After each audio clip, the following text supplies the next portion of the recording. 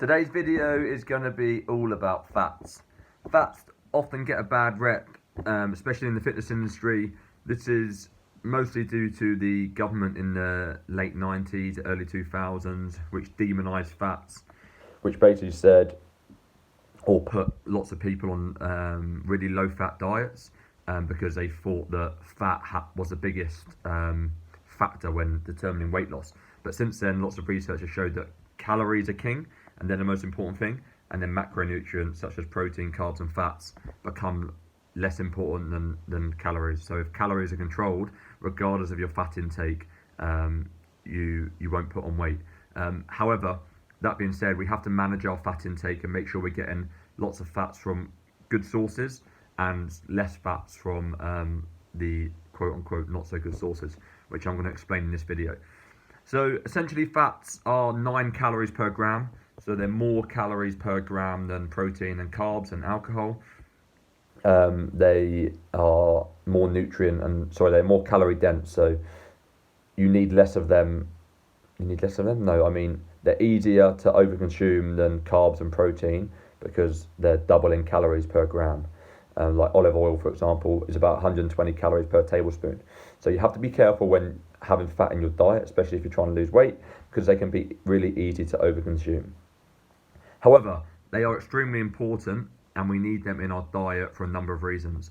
Firstly, they are extremely important for vitamin absorption. Certain vitamins, vitamin D for example, is fat soluble, which means fat has to be present, otherwise it doesn't get used by the body properly and efficiently, and it won't get digested and transported properly. So it needs to be present, otherwise certain vitamins won't get absorbed.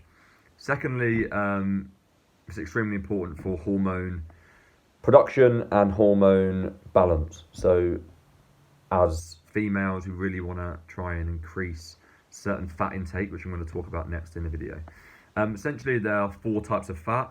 Today, we're just going to divide them into 2 categories.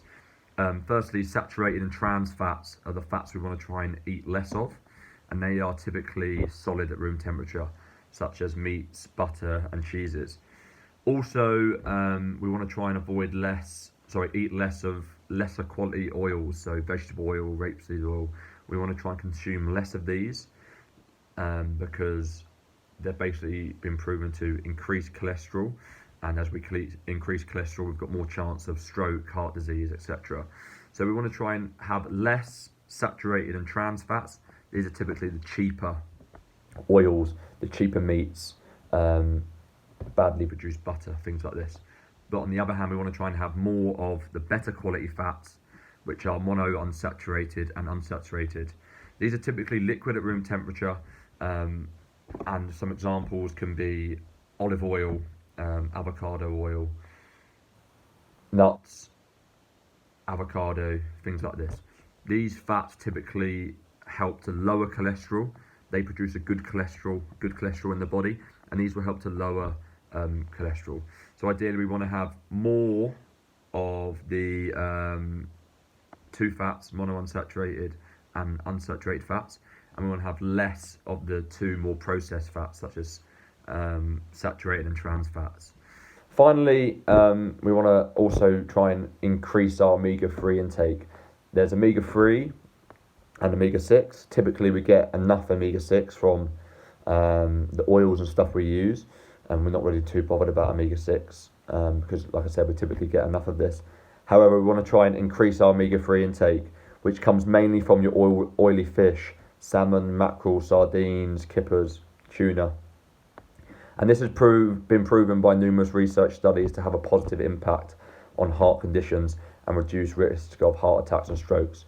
So we want to ideally increase our omega-3 intake and increase our monounsaturated and unsaturated fat intake, and we typically want to reduce our saturated and trans fat intake as much as we can.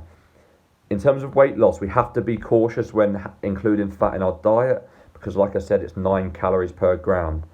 A handful of nuts, a tablespoon of olive oil, you're looking at 100 to 200 calories, so it's really easy to overconsume. Also, in the members area, I'm going to be linking a an omega-3 supplement or daily vitamin supplement that I recommend to a lot of our clients.